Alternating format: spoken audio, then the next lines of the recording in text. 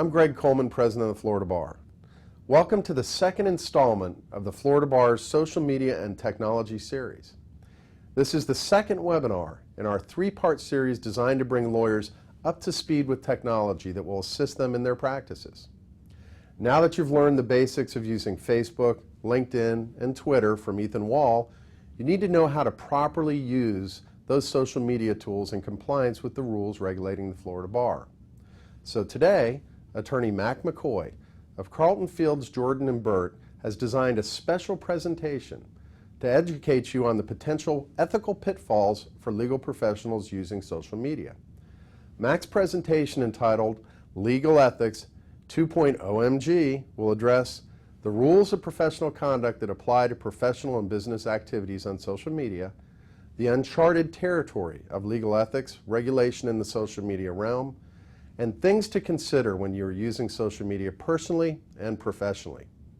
We hope this presentation helps you in your journey to incorporate technology and specifically social media in your practice. Enjoy and thank you.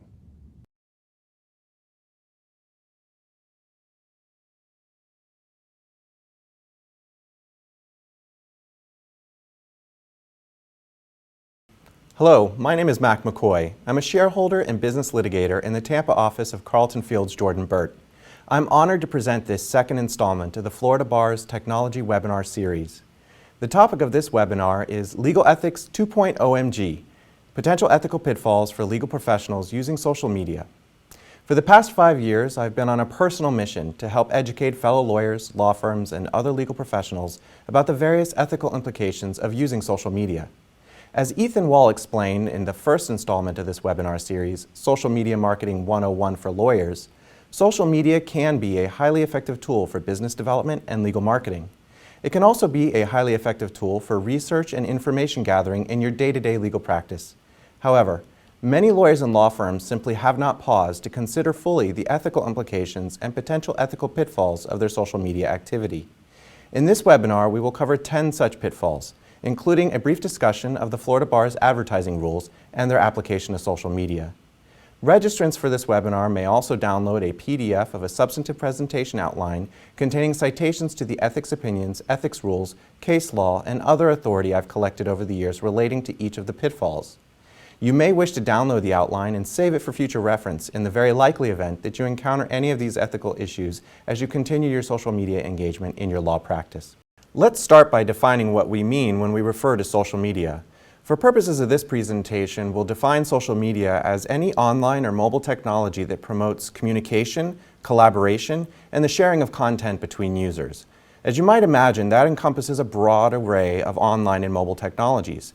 It includes social networking sites like Facebook and LinkedIn, location-based networking sites like Foursquare, blogs, microblogs like Twitter, wikis like Wikipedia, photo sharing sites like Flickr, video sharing sites like YouTube, Vimeo, and Vine, and document sharing sites like Scribd. For purposes of this webinar, we will focus on 4 primary social media sites: Facebook, LinkedIn, Twitter, and YouTube. Facebook is the world's largest online social network with over 1 billion monthly users across the globe. Many lawyers and law firms use Facebook for legal marketing and investigative purposes. Many lawyers also use Facebook for personal purposes, like sharing family photos and information about personal activities and interests. LinkedIn is one of the world's largest professional social networking sites with an international user base of over 300 million professionals. LinkedIn also happens to have a relatively high adoption rate among lawyers and law firms seeking to establish a professional social media presence online. Twitter, in contrast, is a mixed-use microblogging platform where individual posts are limited to 140 characters or less. Many lawyers use Twitter for personal purposes, but many lawyers and law firms also use Twitter in their daily legal practice for business development, research, and investigative purposes. YouTube is one of the largest and most popular video sharing websites in the world. It also happens to be the second largest search engine on the internet behind Google, which makes it one of the most powerful online resources for publishing and finding practice-related video content. Chances are, if you haven't personally used or encountered one or more of these forms of social media, you will encounter them in the very near future, because the technology has become so pervasive that it implicates virtually every aspect of the law and the practice of law. You may not be aware that there are even a few social networking services that are marketed directly to the legal profession. Martindale Connected, for example, is a social networking site marketed exclusively to lawyers to connect and share information with each other on law-related subjects. Legal On-Ramp is a social networking service originally designed by in-house counsel for in-house counsel to share information and ideas. Avo, on the other hand, is a consumer-facing lawyer rating site and interactive forum designed for lawyers and consumers of legal services to connect. LXBN, or the LexBlog Network, is a very robust network of law-related blogs covering developments in many different practice areas. These and other social networking sites, focused on the law and the legal profession, are providing lawyers with unparalleled opportunities for publishing, connecting, learning, and marketing to clients and prospective clients. Despite the widespread availability and popularity of social media, the legal profession as a whole has been relatively slow to adopt these technologies for professional or business development purposes. However, many lawyers and law firms do now regularly utilize social media for a variety of different purposes, including contact management, content curation, business development, marketing, research, fact-finding, and even getting the latest breaking news. But because these technologies have become so pervasive in our everyday professional and personal lives, we must ask ourselves how the Florida Rules of Professional Conduct apply to the social media activity of legal professionals. The answer is, it depends. The rules apply, or potentially apply, in many different ways and circumstances. Here we will focus on 10 potential ethical pitfalls that you may encounter in your social media engagement.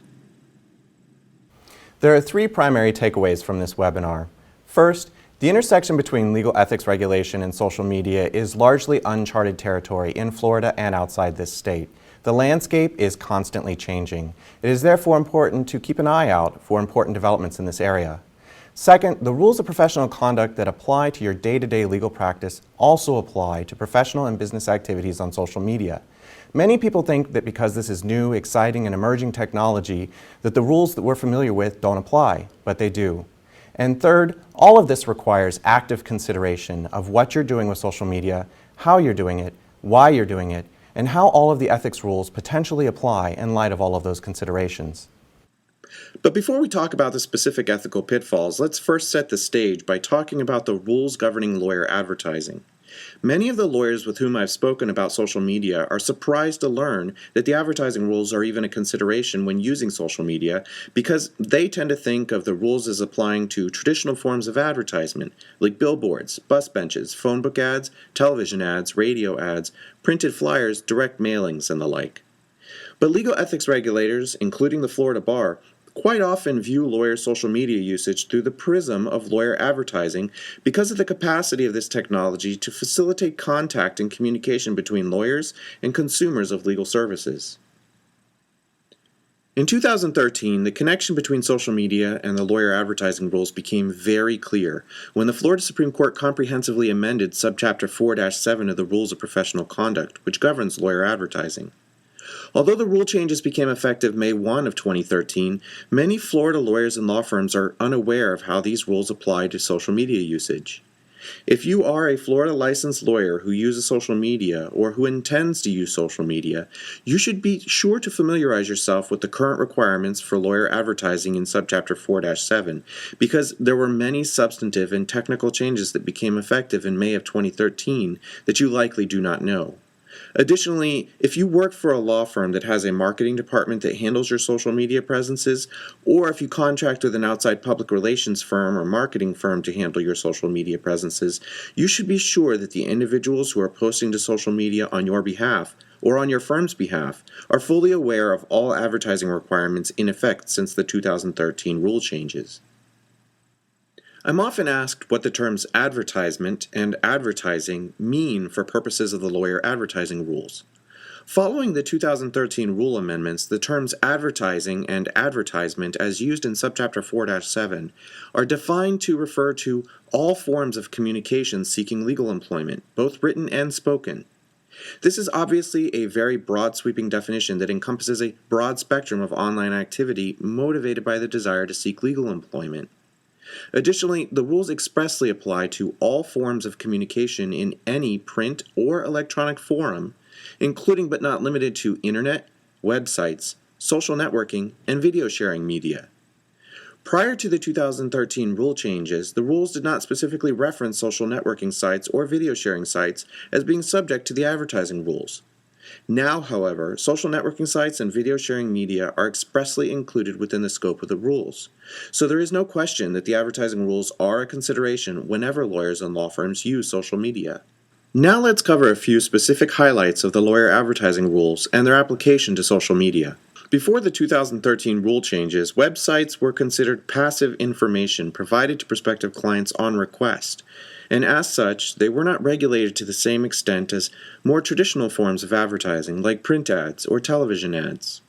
The 2013 rule changes made it very clear that lawyer websites and forms of communication made through social networking sites and video sharing sites are subject to the advertising rules and should be regulated to a greater extent than they were under the prior rules.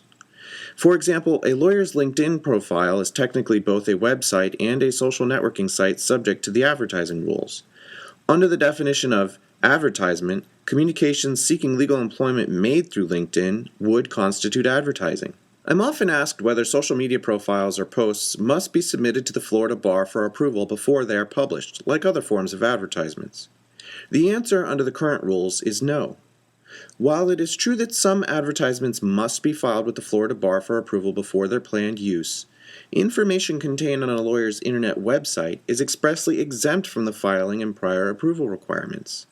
Therefore, social media pages and internet websites do not need to be filed with the Florida Bar for approval. That is not to say that you can never submit web content for prior approval or an advisory opinion before the content is published. Advertisements that are otherwise exempt from filing and prior approval may nevertheless be submitted for an advisory opinion concerning compliance. But the rules state that a lawyer may not file an entire website for review. Instead, lawyers can seek advisory opinions concerning the compliance of a specific page, provision, statement, illustration, or photograph on a website. This is an important option to remember because certain social media content like discrete blog posts or online video may potentially raise compliance issues for which the responsible attorney or law firm may want to seek an advisory opinion before posting. The 2013 rule changes established what are sometimes referred to as grace periods for curing certain types of noncompliance with the advertising rules. These grace periods are relevant to lawyer and law firm social media usage because they provide at least some mechanism for bringing otherwise non-compliant social media content into compliance after the Florida Bar notifies the responsible attorney or law firm that there's an issue. Under the rules, if a lawyer obtains pre-approval from the Florida Bar for certain social media content that constitutes advertising, but it is later determined that the advertisement does not in fact comply, the responsible lawyer has 30 days to stop disseminating the advertisement. However, for any portion of an internet website for which the lawyer did not obtain pre-approval from the Florida Bar, the rules provide for a 15-day grace period for curing any noncompliance, specifically with Rules 4-7.14, which governs advertisements deemed to be potentially misleading, and Rule 4-7.15, which governs advertisements deemed to be unduly manipulative or intrusive. This 15-day period is triggered by the Florida Bar's sending of a notice of noncompliance to the lawyer's official bar address. Importantly, however, this 15-day grace period only applies to noncompliance with Rules 4-7.14 and 4-7.15 specifically. It does not, for example, apply to noncompliance with any of the other advertising rules governing advertisements that are deemed to be inherently deceptive or misleading. For that reason, the so-called grace periods provided by the rules have a fairly narrow applicability. The 2013 rule amendments also established a new standard for evaluating references to past results and comparisons of lawyers or statements, words, or phrases that characterize a lawyer's or a law firm's skills, experience, reputation, or record. Under the rules, these types of representations must be objectively verifiable. But what does objectively verifiable mean in this context?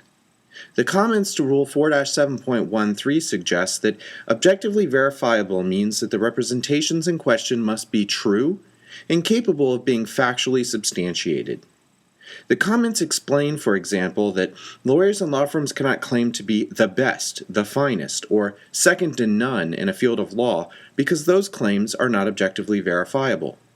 So when using social media as a lawyer or on behalf of a law firm, it is important to keep these restrictions in mind and be cautious about how you characterize yourself, your practice, and any past results. And even if you comply with all of these limitations, other social media users with whom you are connected may not be aware of these limitations and may make comments or representations on your social media pages, like your Facebook wall or your Twitter feed, that are impermissible. For example, you may decide to post information about a recent outcome obtained on behalf of a client that fully complies with all the requirements of the rules, but your mom may comment or reply something like, "Congratulations, you're the best lawyer in the world." That characterization of your skills as a lawyer is not objectively verifiable and so cannot be adopted or republished by you. As a result, you would need to delete the non-compliant comment or ask your well-intentioned mom to delete it herself if you are unable to do so. The rules also require that advertisements identify a lawyer or a law firm responsible for the content of the advertisement. This means that for social media profiles or posts used for advertising purposes, the profile and each post should identify an individual lawyer or law firm responsible for that content. This becomes an issue where, for example, a lawyer or a law firm uses a false, fictitious, or trade name as a social media handle or username instead of the lawyer's or the law firm's actual name. In such instances where it is not clear to any public viewer which lawyer or law firm is responsible for the advertising content being posted on the social networking service, some additional effort to disclose that identifying information in the profile or in the individual posts is required. Another technical requirement under the advertising rules is that all advertisements must disclose the geographic location of a bona fide office of the lawyer or law firm. The geographic disclosure may be by county, city, or town in which the lawyer or law firm maintains a bona fide office.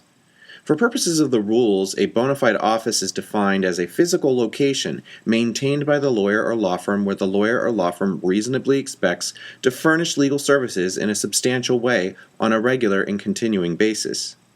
When applied to social media, this rule means that lawyer and law firm social media profiles and posts used for advertising purposes must contain the necessary geographic disclosure of the location of a bona fide office.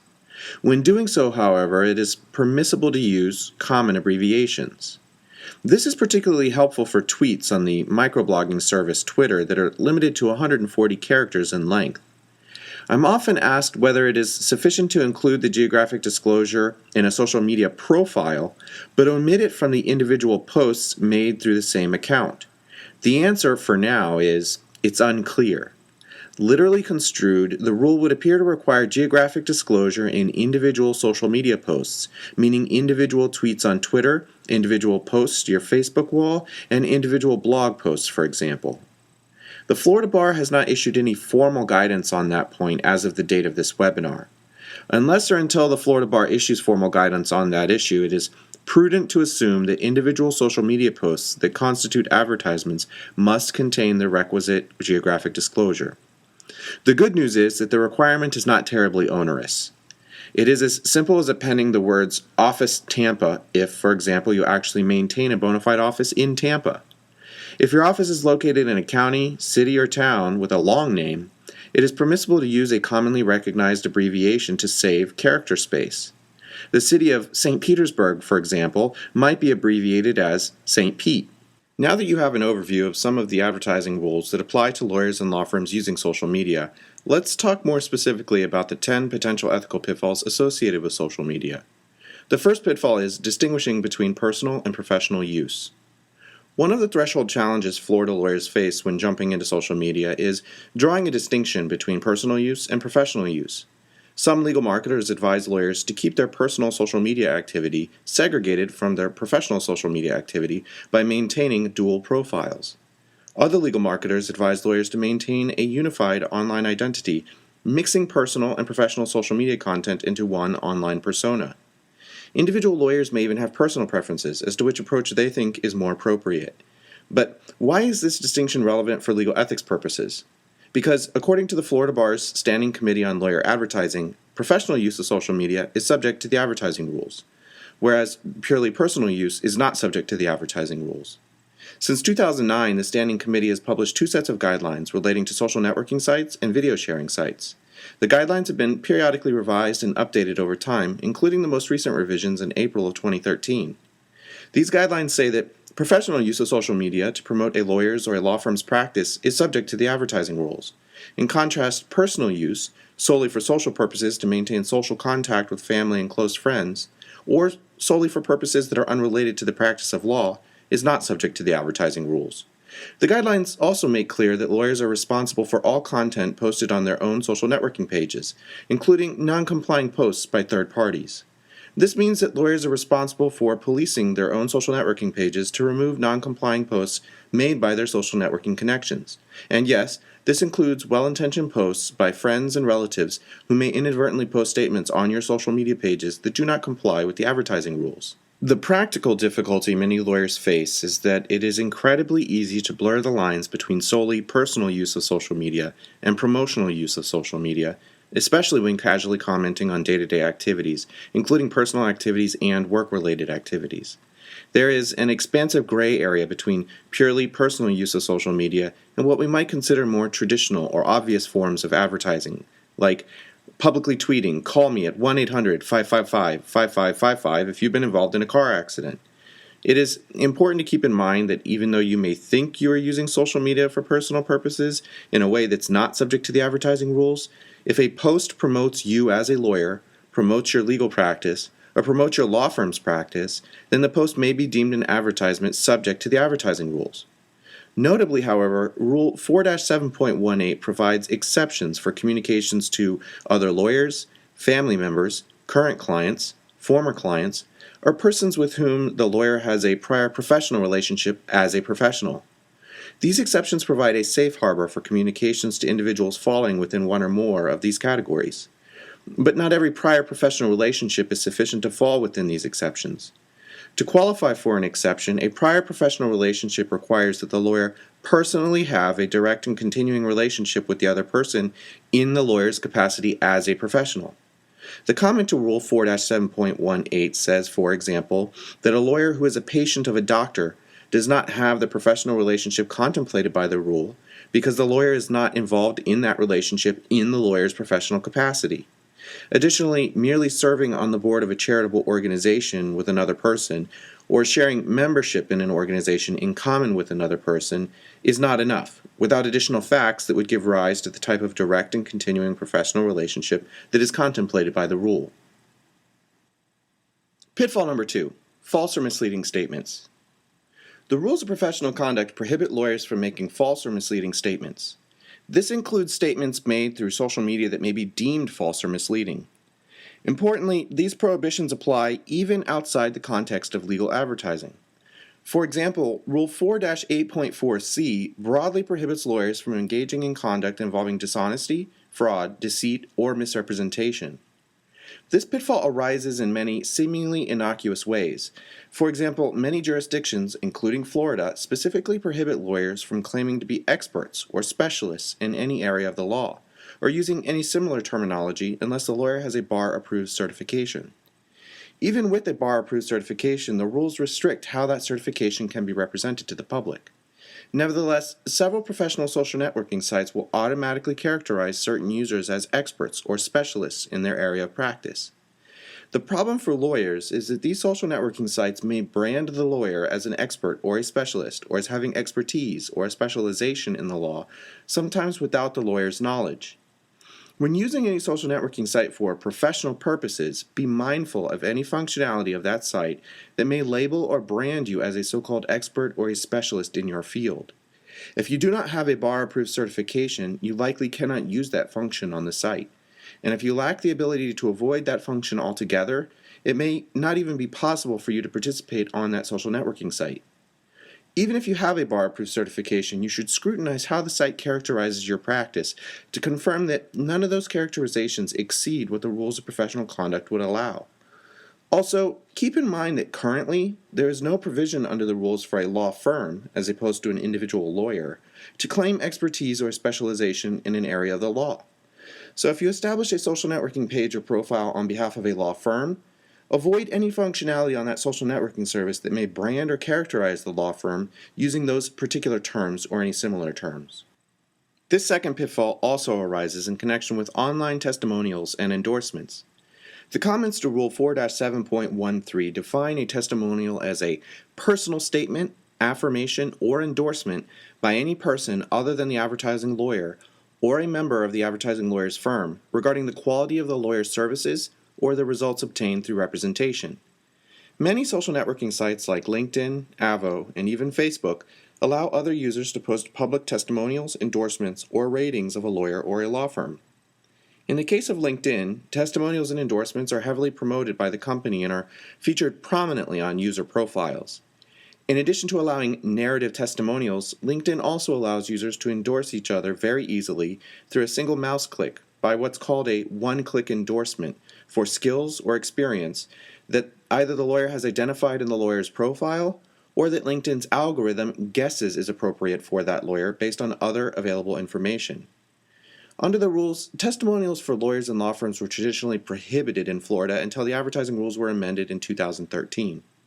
Under current Rule 4-7.13, testimonials are allowed, but they must comply with several strict limitations. First, a testimonial must concern matters on which the person making the testimonial is qualified to evaluate. In this regard, the comments to Rule 4-7.13 state that clients as consumers are well qualified to opine on matters such as courtesy, promptness, efficiency, and professional demeanor. As such, testimonials on these matters, as long as they are truthful and are based on the actual experience of the person giving the testimonial, are deemed beneficial to prospective clients and are permissible. That's not to say that clients may not be qualified to evaluate other matters in a testimonial. The comments merely acknowledge that there are certain qualities of a lawyer that all clients are qualified to evaluate, so long as the testimonial given is based on actual experience. Second, a testimonial must reflect the actual experience of the person making the testimonial. Third, a testimonial must be representative of what clients of the lawyer or law firm generally experience. Fourth, a testimonial cannot be written or drafted by the lawyer. Fifth, a testimonial cannot be given in exchange for something of value. Sixth, a testimonial must include a disclaimer that the prospective client may not obtain the same or similar results. Any testimonial or endorsement that does not comply with these requirements cannot appear on a lawyer's social media page. For example, if a relative decides to endorse you for your skills in handling M&A transactions or employment litigation matters, but he or she has never actually worked with you in your capacity as a lawyer on either type of matter, then you cannot allow that endorsement to appear on your LinkedIn profile because the endorsement is not based on the actual experience of the person giving it. Additionally, if you are a personal injury attorney who never handles contract dispute matters, and another LinkedIn user endorses you or gives a testimonial stating how good you are at handling contract dispute litigation, you similarly cannot allow that endorsement or testimonial to appear on your profile because you do not actually do that type of work for clients. All of this requires careful self-monitoring of lawyer and law firm social media pages to make sure that third parties and clients do not post testimonials or endorsements that the lawyer or the law firm is ethically prohibited from displaying to the public. At times, this can be a time-consuming annoyance because of how popular the one-click endorsements have become on LinkedIn. The good news is that LinkedIn allows lawyers to reject endorsements on an individual basis, or lawyers can simply turn off one-click endorsements altogether in the LinkedIn privacy settings if they do not want to invest the time to police each individual endorsement they receive. Pitfall number 3, improper solicitations. The rules impose many limitations on a lawyer's or a law firm's ability to solicit legal employment. Under Rule 4-7.18, a solicitation includes a communication directed to a specific recipient seeking professional employment from a prospective client when a significant motive for the lawyer's doing so is the lawyer's pecuniary gain. Applying this definition, a friend request or other invitation to join a social network used for business development purposes could potentially constitute a prohibited solicitation if sent to a non-lawyer prospective client with whom you do not have an existing exempt relationship, like a relative, a current client, a former client, another lawyer, or a person with whom you have a prior professional relationship as a professional. This requires lawyers to think about the nature of their relationships with other social media users before initiating any communication to determine whether that communication might constitute a prohibited solicitation. As a practical matter, many social networking services make it extremely easy to connect with other users by allowing you to import your electronic contacts list in your webmail account or your Outlook, so that the system can automatically search for and send batch invitations to those individuals on your behalf. Using these automatic features is an activity fraught with peril for lawyers because the system may automatically send a social networking invitation to someone whose name appears in your contacts lists, but with whom you do not have a sufficient prior personal or professional relationship to qualify for an exception under the non-solicitation rule. Allowing the system to send out a social networking invitation to that person may constitute a prohibited solicitation. Moreover, if the system sends the person repeated reminders within the social network or separately by email, the potential ethics violation may be compounded several times over. As a rule of thumb, you should always think before you attempt to connect with anyone on social media and, in doing so, give serious consideration to the nature of your relationship with that person. Also, beyond compliance with the non-solicitation rules, it may not be prudent to upload your complete contacts files to a third-party social networking service because you have no way of knowing or controlling exactly how the social networking service will use that information now or in the future. A special caution about email communications. It is important to keep in mind that invitations to view or join a social networking site should comply with the rules relating to direct email solicitations if sent to a non-lawyer with whom you do not have an existing relationship. Many social networking sites, like Facebook and Twitter, do not allow users to customize email communications that are generated automatically by the social networking system when an email invitation is sent. So, in such instances, ethical compliance may not even be possible. Pitfall number 4, friending judges or mediators. Different jurisdictions have different opinions or rules regarding what a judge can or cannot do on social media. A series of Florida judicial ethics opinions have concluded that judges in this state cannot be Facebook friends or LinkedIn connections with lawyers who may appear before them. It is a very broad prohibition. These ethics opinions emphasize the fact that social networking sites like Facebook and LinkedIn allow judges to selectively accept or reject friend requests or networking invitations. There's also an ethics opinion that cautions judges about the ethical issues and constraints in using Twitter. Keep in mind that in jurisdictions like Florida, where a judge may be ethically prohibited from friending lawyers on Facebook or other social media, the restriction is generally reciprocal because individual lawyers, likewise, cannot facilitate or induce judges to commit ethical violations. Interestingly, an ethics opinion by the Mediator Ethics Advisory Committee found that mediators may designate mediation clients or attorneys who participate in mediations with the mediator as friends on a social networking site like Facebook, and permit clients or attorneys to add the mediator as their friend. However, mediators must determine whether the nature of their relationship with an attorney or a party through social media represents a potential conflict of interest or would impair the mediator's impartiality. If so, the mediator must disclose the relationship so that the parties can evaluate whether there is a conflict of interest, or the mediator must not mediate the matter. Pitfall number 5, commenting about judges or pending matters. The Florida Rules of Professional Conduct prohibit a lawyer from making extrajudicial statements that a lawyer reasonably should know will have a substantial likelihood of materially prejudicing an adjudicative proceeding. The rules also prohibit lawyers from assisting another person to make such statements and require lawyers to exercise reasonable care to prevent investigators, employees, or other persons assisting in or associated with a case from making extrajudicial statements that are prohibited.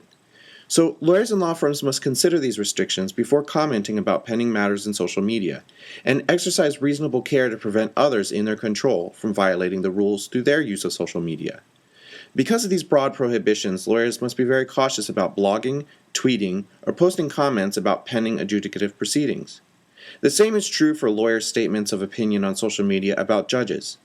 The rules of professional conduct expressly prohibit lawyers from impugning the qualifications and integrity of judges by making statements that the lawyer knows to be false or with reckless disregard as to the truth or falsity of the statement. The rules also broadly prohibit lawyers from engaging in professional conduct that is prejudicial to the administration of justice. The best practice is to take the high road and not use social media as a forum for commenting about pending matters or judges. There's some precedent on this issue as it relates to blogs. In a fairly high-profile case in 2008, the Florida Bar publicly reprimanded a Florida attorney for posting negative comments about a judge on a legal blog. The citation to the related materials can be found in the substantive outline that's made available in connection with this webinar. Pitfall number 6, inadvertently creating attorney-client relationships. Attorney-client relationships can be formed over the internet through electronic communications, including social media communications. If they are not cautious, it is possible that lawyers and law firms may inadvertently create attorney-client relationships with non-lawyer users of social media when engaging in substantive conversations on legal issues or when discussing the possibility of forming a lawyer-client relationship with respect to a specific matter. It is a good practice not to engage in such communications through social media unless you intend to form a lawyer-client relationship with a prospective client. But if you do so, be mindful that you must also abide by all other rules governing the prospective client relationship, including maintaining the confidentiality of client information and clearing conflicts. For example, a public Twitter exchange or Facebook exchange with a prospective client regarding the client's specific legal needs and the possibility of forming a lawyer-client relationship would not comply with the rules regarding confidentiality because other users of that social networking service would have full access to the public communications involved. Pitfall number 7, inadvertently disclosing privileged information or work product.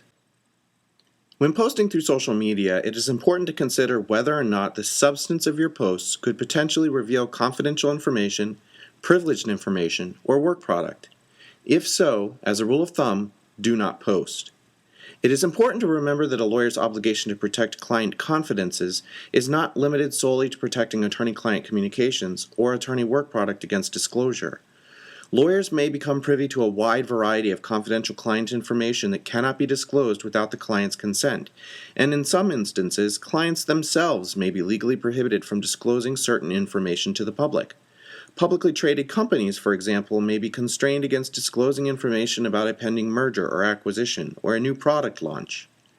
If you are a lawyer working on those types of confidential matters for a client, you would not want to post any information on social media that would violate the confidentiality of the client's information.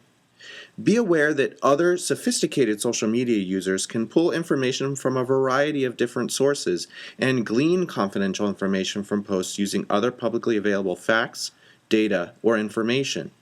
So, for example, if your corporate client's industry is buzzing with rumors that the client is in confidential merger talks with another company, and the fact that you or your law firm represent the acquiring entity can be ascertained through other publicly available information like your law firm's own webpage or LinkedIn profile, even a vague reference in your social media post to working on the pending merger may be enough to alert a reasonably diligent social media user that the rumors of the confidential merger are true. Additionally, keep in mind that some social networking sites like Facebook and Twitter may, by default, geotag your social media content to let other social media users who have access to the content, including photos, know where you were in the world when that content was generated and posted.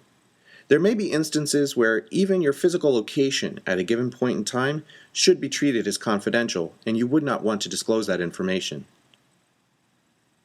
Pitfall number 8. Investigating and communicating with represented parties and unrepresented third parties. A lawyer cannot communicate with a person the lawyer knows to be represented without the consent of the represented person's lawyer. Moreover, lawyers cannot use agents or third parties to communicate on the lawyer's behalf or induce others to facilitate an ethical violation. So, for example, a lawyer cannot ask a paralegal to communicate with a represented party through social media when the lawyer himself or herself could not communicate with the same party through social media. This limits the ability of lawyers and law firms to use social media to communicate with or even to investigate represented parties. Be mindful of the fact that you may not know that a particular activity on a social networking site will generate a communication to a represented party, even if you did not intend to communicate directly with that party. LinkedIn, for example, has a feature that notifies users who has viewed their LinkedIn profile recently. So, if you visit the LinkedIn page of an investigative target while you are logged into LinkedIn, LinkedIn will tell that person that you viewed their profile. Presently, LinkedIn allows users to disable that feature in privacy settings, but if you choose to disable that feature, LinkedIn will no longer notify you who has viewed your profile recently. If you routinely conduct any factual investigation or searching of represented parties through LinkedIn, it is a good idea to disable that feature in your privacy settings so that the represented persons you are investigating will not be notified that you visited their LinkedIn profile. With regard to unrepresented third parties, there are a growing number of ethics opinions outside of Florida. As of the date of this webinar, however, there are no ethics opinions in Florida that address this particular issue. But the ethics opinions that exist outside of Florida generally have concluded that accessing publicly available or publicly viewable social media information of third parties is fair game. But sending a friend request to an unrepresented third party to gain access to non-public social media information without disclosing the lawyer's identity and reasons for seeking contact, or when doing so under a pretext or using a false name or false identity, is not permissible. Particular caution is warranted where the unrepresented third party is a juror or potential juror in a case, because the rules impose broad restrictions against lawyers communicating with jurors and potential jurors. Pitfall number 9, multi-jurisdictional practice and unlicensed practice of law. The ethical implications and rules regarding multi-jurisdictional practice are complex. The bottom line is that lawyers and law firms must examine whether their activity online might be governed by the relevant rules in the lawyer's or law firm's home state, and possibly even other jurisdictions. Be mindful that friends, followers, or other social networking connections can read posts from anywhere in the world. A tweet, for example, has no geographic limitations in terms of the audience it can reach. Pitfall number 10, friending opposing counsel. If you connect with someone through a social networking service, whether it be LinkedIn, Facebook, or Twitter, you must appreciate that that person, and depending upon your privacy settings and their privacy settings, potentially all of that person's other connections may have access to the information you post and may also have access to your social networking connections through you. Allowing an opposing lawyer into your social network and potentially allowing them access to your client connections gives them the opportunity to gather intelligence about you and potentially about your client contacts that they would not otherwise have. It's the social media equivalent of giving someone unfettered access to your Microsoft Outlook contacts or your Rolodex if you still maintain a Rolodex. You simply wouldn't provide that information to the opposing lawyer.